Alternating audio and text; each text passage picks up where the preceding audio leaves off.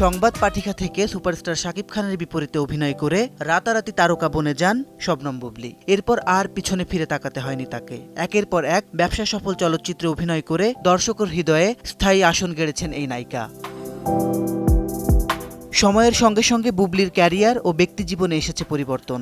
শাকিব খানের সঙ্গে ব্যক্তিগত সম্পর্ক থেকে তীব্র আলোচনা সমালোচনার জেরে ভেঙে যায় সফল পর্দা জুটি। কিন্তু বুবলী মুষড়ে পড়েননি, আবার উঠে দাঁড়িয়েছেন। নিজেকে প্রমাণ করেছেন সিয়াম আহমেদ, শরীফুল রাজ সহ একাধিক চিত্রনায়কের বিপরীতে। ক্যারিয়ারে যেমন বসগিরি, সুপারহিরো, পাসওয়ার্ডের মতো সুপারহিট বাণিজ্যিক সিনেমা উপহার দিয়েছেন, তেমনি অভিনেত্রী হিসেবে নিজেকে ভেঙেছেন টান, ৭ নম্বর ফ্লোর, দেয়ালের দেশ, জঙ্গলির মতো সিনেমায়।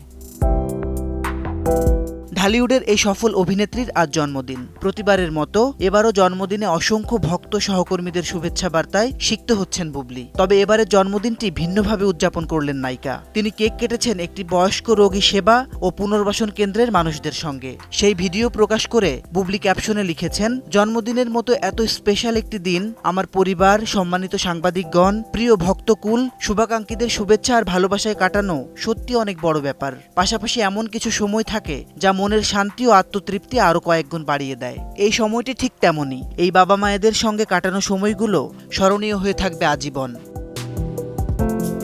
এদিকে জন্মদিনের ঠিক একদিন আগেই ভক্তদের দারুণ একটি কাজ উপহার দিয়েছেন বুবলী। প্রকাশিত হয়েছে তার অভিনীত ভিন্ন ধাঁচের একটি বিজ্ঞাপন চিত্র, যেখানে তাকে একজন পুলিশ কর্মকর্তার ভূমিকায় দেখা যাচ্ছে। এভাবেই প্রতিনিয়ত নতুন নতুন চরিত্রে নিজেকে মেলে ধরবেন, এমনটাই প্রত্যাশা বুবলী ভক্তদের।